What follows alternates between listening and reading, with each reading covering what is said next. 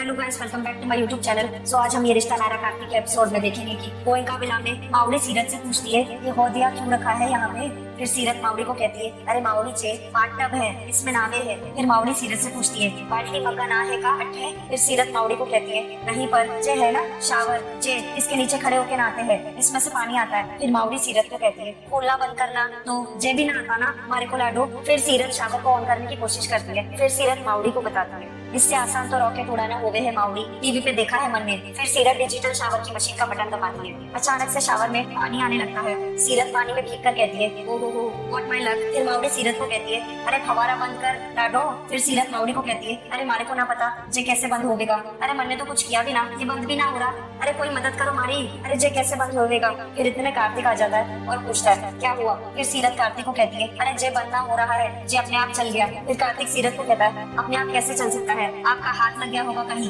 देखिए ये बटन दब गया आपसे। फिर कार्तिक बटन को दोबारा दबा के वापस फुवारा बंद कर देता है। फिर सीरत कार्तिक से पूछती है जे तो शावर का आगे भी ना है। फिर कार्तिक सीरत को कहता है मैं आपको एक बार सारी चीजें बता ही देता हूँ। फिर कार्तिक सीरत को समझाता है शावर को ऑन कैसे करते हैं। फिर कार्तिक सीरत को कहता है और इसके अलावा भी आपको कोई सवाल हो या कोई असिस्टेंस चाहिए हो तो बेल लगा हुआ है यहाँ पर, और एक बेल आपके बेड के पास भी है। अगर आप उसे प्रेस कर दोगे तो स्टाफ में से कोई ना कोई आकर आपको असिस्ट कर देगा। फिर सीरत कार्तिक को कहती है जे घर है या होटल। फिर कार्तिक कहता है जी। फिर सीरत कार्तिक को कहती है नहीं हमारा मतलब जे बहुत आलीशान है, हमारा घर तो देखा ही है आपने, हमारे घर के नलके में तो पानी भी ना मिला था आपको। फिर कार्तिक सीरत को कहता है दैट्स ओके। फिर माउली सीरत को कहती है मैं तौलिया और कपड़े लेकर आती हूँ लाडो। फिर कार्तिक माउली को कहता है संभाल के अम्मा प्लीज। फिर सीरत कार्तिक को कहती है आप हमारे को एक बार फिर से बता देंगे ये। फिर कार्तिक सीरत को कहता है आपको बस इस बटन का ध्यान रखना है ये। फिर इतने में कार्तिक का पैर स्लिप हो जाता है पानी में, पर सीरत कार्तिक को पकड़ लेती है अपनी बाहों में। फिर सीरत कार्तिक को कहती है संभाल के। फिर सीरत कार्तिक को पूछती है जी वो कौन सा बताया था इसमें। फिर इतने में सीरत का पैर पानी में स्लिप हो जाता है, कार्तिक उसे पकड़ लेता है। फिर सीरत कार्तिक को कहती है थैंक यू। फिर कार्तिक सीरत को कहता है आप ना इस बटन का ध्यान रखना। फिर सीरत कहती है जी। इतना बोल के कार्तिक वहाँ से चला जाता है। फिर सीरत खुद से ही बात करते हुए कहती है इनके और हमारे ग्रह ना बिल्कुल ना मिलते, जब भी सामने आवे है कोई ना कोई गड़बड़ हो जावे है। बाहर हॉल में सरस्वती माता की पूजा की तैयारी हो रही होती है। फिर इतने में कार्तिक नायरा के घुंघरू हाथ में देखकर काफी उदास हो जाता है। फिर कार्तिक फिर से नायरा की यादों में खो जाता है। कार्तिक नायरा के घुंघरू सरस्वती माता के मंदिर में रख देता है और हाथ जोड़ के खड़ा हो जाता है। फिर सीरत सरस्वती माता के पास अपने बॉक्सिंग ग्लव्स रख देती है। सीरत की हरकत देखते ही सारे घर वाले गुस्से में आ जाते हैं। फिर सीरत पूछती है क्या हुआ, कुछ गलत करे मन ने। फिर सीरत कहती है नाना जे चमड़े के ना है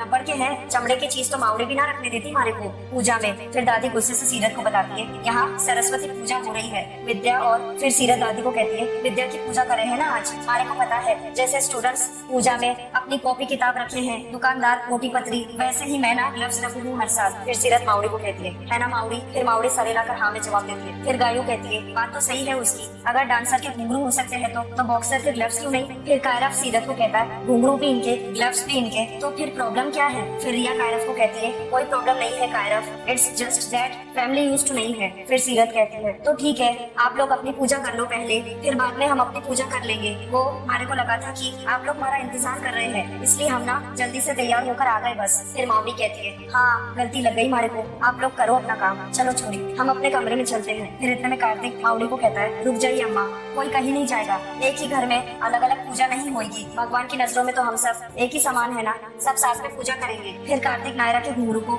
सीरत के बॉक्सिंग ग्लव से दूर रख देता है। फिर कायरफ सीरत को कहता है आप अक्षु से मिले। फिर सीरत चौंकते हुए कहती है अक्षु। फिर कायरफ सीरत को बताता है हाँ वो अब तक बोल नहीं पाती है, उसने आपको बहुत मिस किया। फिर कायरफ स्वर्णा को कहता है दादी प्लीज आप मेरी छोटी सिस्टर को लाना। फिर स्वर्णा अक्षु को कायरफ की गोद में दे देती है। फिर कायरफ सीरत को कहता है ये लो। फिर सीरत अक्षु को अपने गोद में ले लेती है। सीरत अक्षु को देखकर कहती है अक्षु। सीरत अक्षु को कहती है हेलो अक्षु कैसे है आप। फिर माउली अक्षु को देखकर कहती है जय हो लक्ष्मी मैया की, कितनी सुंदर है, कितनी गोलू मोलू है। फिर सीरत मुस्कुरा के कहती है इतने छोटे बच्चे ना हमारे को बहुत पसंद है, ना तो वो परेशान करे है ना ही किसी चीज की जिद करे है। सीरत की ये बात सुनते ही कार्तिक फिर से नायरा की याद में हो जाता है। फिर सीरत कहती है और गाल तो देखो इसके कितने गोलगप्पे जैसे हैं, मन तो कर रहा है इसके गाल पे ना मीठी चटनी लगा के उसे खा जाओ। फिर कायरफ सीरत को कहता है अक्षु आपको देख के ना बहुत खुश हो रही है। फिर सीरत कहती है मुस्कुरा के हाँ। फिर दादी कायरफ को कहती है बस बस कायरफ बेटा और तारीफ मत करो अक्षु की, किसी की बुरी नजर ना लग जाए। तू तू तू तू तू। दादी की हरकत से सीरत को बहुत ज्यादा बुरा लगता है। फिर गायू दादी को ताना मारते हुए कहती है ताई जी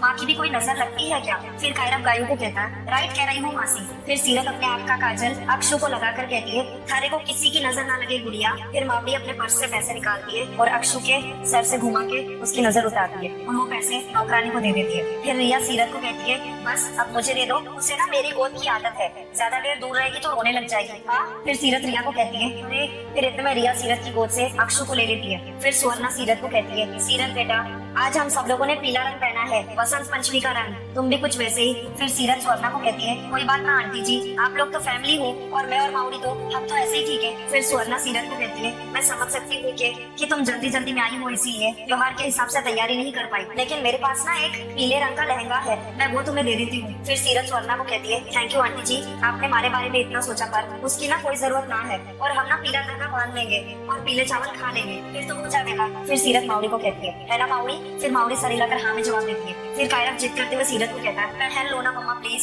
कायरव कैसा बोलते ही कार्तिक सीरत को देखने लगता है घूर घूर के। फिर सीरत कायरव को समझाते हुए कहती है सीरत नाम है ना हमारा। फिर कायरव अपना सर हिलाकर हाँ में जवाब देता है। फिर सीरत कायरव को कहती है और मैं तो एक मिशन पे हूँ ना, तो उसी के मिशन में हमारे को ऐसे ही रहना है। फिर कायरव सर हिलाकर हाँ में जवाब देता है। फिर मनीष गुस्से से कहता है बर्ताव तो ऐसे कर रही है जैसे हमसे लेकर कुछ पहन लेगी तो आत्मसम्मान को ठेस पहुंच जाएगी इसके। फिर दादी मनीष को कहती है हाँ हमें भी तो ऐसे ही नाटक करके लौटा दिया था, हमें अपने पैसे और फिर किट्टू से इतने सारे पैसे निकलवाए। फिर स्वर्णा कहती है मावड़ी को हाँ जी हाँ। फिर मावड़ी कहती है मैं भी ऐसे ही ठीक थी बेटा। फिर मावड़ी कहती है जैसी मारी लाडो वैसी मैं। फिर दादी गुस्से से कहती है पंडित जी इंतजार कर रहे हैं, पूजा शुरू करे अब स्वर्णा। फिर स्वर्णा कहती है जी। फिर दादी पंडित को कहती है शुरू कीजिए पंडित जी। फिर पंडित कहता है जी। पंडित मंत्र पढ़ने लगता है, सारे लोग हाथ जोड़ के प्रार्थना करने लगते हैं। फिर मावड़ी पंडित से पूछती है क्या बात है पंडित जी महाराज, बहुत जल्दी में हो क्या, मंत्र तो आधा खा ही गए। फिर दादी गुस्से से मावड़ी को कहती है आपने ही ध्यान नहीं दिया होगा शायद। फिर दादी मावड़ी को बताती है हमारे पंडित जी ऐसी गलती नहीं कर सकते। फिर मावड़ी दादी को कहती है पंडित जी भी तो इंसान ही है ना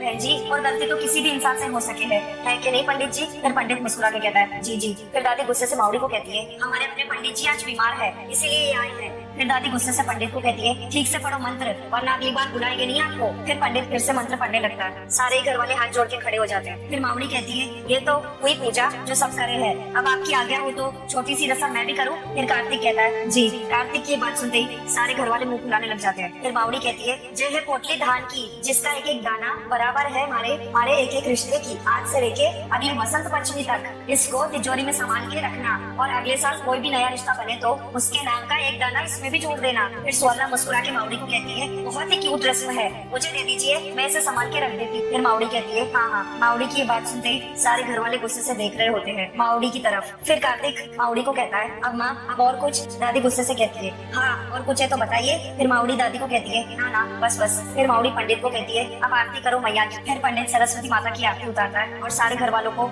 आशीर्वाद देता है दिए के जोत से। फिर कायरव कहता है और अब क्या करेंगे। फिर मावड़ी कायरव को बताती है अरे वही जो हो गए हैं वसंत पंचमी पे पतंगबाजी। फिर सीरत मावड़ी की बात सुनते ही सीरत सीटी बजा देती है और सीरत की हरकत देख के सारे घर वाले सीरत की तरफ गुस्से से देखने लगते हैं। फिर सीरत खुश होकर कहती है बहुत मजा आवे है पतंग उड़ाने में। फिर मावड़ी कायरव से पूछती है थारे को पसंद है पतंग उड़ाना। फिर कायरव खुश होकर मावड़ी को कहता है यस प्रीटी लेडी। फिर दादी रिया से पूछती है ये क्या बोला कायरव ने उस औरत को, हमने शायद कुछ गलत सुना। फिर रिया दादी को कहती है मैंने तो प्रीटी लेडी सुना। फिर दादी गुस्से से कहती है प्रीटी लेडी ये हमें तो आज तक कभी नहीं कहा। फिर कायरव सीरत से पूछता है आपको आता है पतंग उड़ाना। फिर सीरत कहती है हाँ बहुत अच्छे से। फिर कायरव सीरत को कहता है फिर आप और मैं एक टीम में ओके। फिर सीरत कहती है ओके। फिर सीरत और बच्चे पतंग उड़ाने लग जाते हैं। सीरत कायरव के साथ पतंग उड़ा रही होती है। सीरत जब पीछे मुड़ के कार्तिक की तरफ देखती है तो कार्तिक बहुत उदास खड़ा होता है। सीरत कार्तिक को कहती है टेंशन लेने से ना मुश्किल कम ना होती कार्तिक जी, हमारे को पता है आप क्या सोच रहे हो, यही ना कि 3-4 दिन में कायरव ने समझाना पड़ेगा कि मैं उसकी मम्मा ना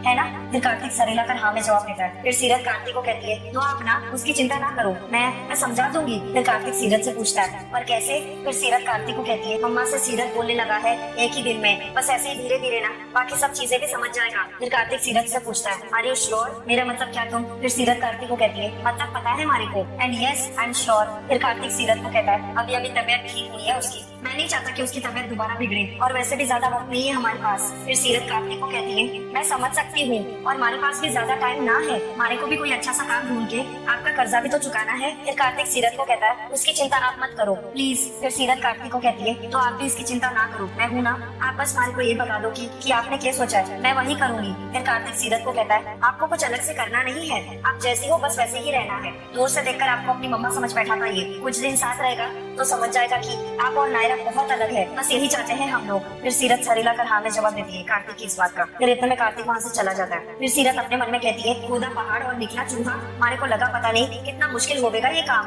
पर ये तो बहुत ही आसान है। फिर इतने में माउरी को किसी की कॉल आती है। माउरी जैसे ही फोन पे देखती है शीला का फोन आया होता है माउरी को। फिर सीरत माउरी के हाथ से फोन लेके कट कर देती है। सीरत माउरी को गुस्से से बताती है किस मुंह से वो फोन करे है आपको माउरी, शर्म ना आती उसने। फिर माउरी सीरत को कहती है अरे लाडो। फिर सीरत गुस्से से माउरी को कहती है डांटते हुए बस माउरी, मारे को समझाने की कोशिश ना आप करना भी मत, बहुत गुस्सा है मारे को उनके ऊपर, मारा बस चले ना तो दो दो पंच मार के लाइफ की रेस ही आउट कर दो हमेशा हमेशा के लिए। आप सुनो हमारी बात माउरी, चाहे जो हो जाए आप उनसे बात ना करोगी, आपको हमारी कसम है माउरी, चाहे वो 20 फोन करे या 50, आप उनका फोन ना उठाओगी, बात ना करोगी उनसे। अगर सामने भी आ जाए ना तो भी मुंह फेर लेना उससे, और ना ही ये बताना कभी कि हम कहाँ हैं और क्या कर रहे हैं, क्योंकि जब तक यहाँ है ना तब तक पीछा छूटा है उनसे। फिर माउरी सीरत को कहती है यहाँ भी कब तक रहेंगी छोरी। फिर सीरत माउरी को कहती है जब तक मैं थारे को थारा घर वापस ना दिला देती ना माउरी, तब तक हमारे को चैन ना आएगा।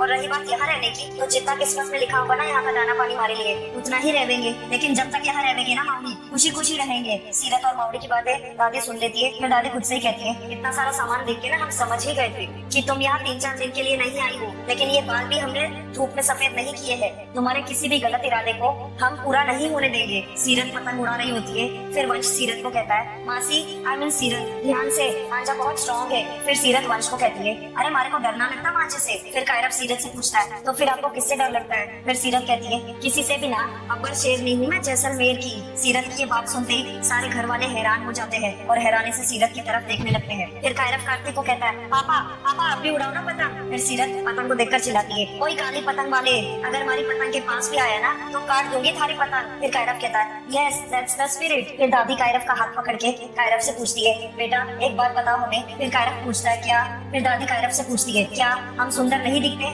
फिर कायरव दादी को कहता है किसने बोला।